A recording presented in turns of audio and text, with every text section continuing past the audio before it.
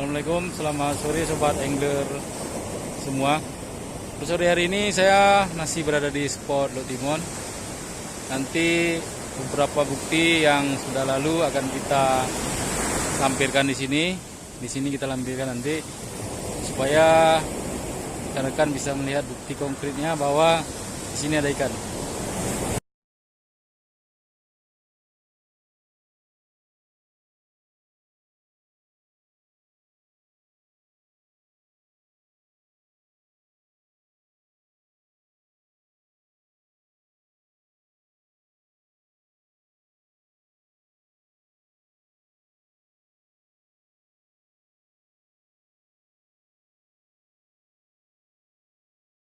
Kan sobat angler semua sudah lihat konkretnya semua, foto, video.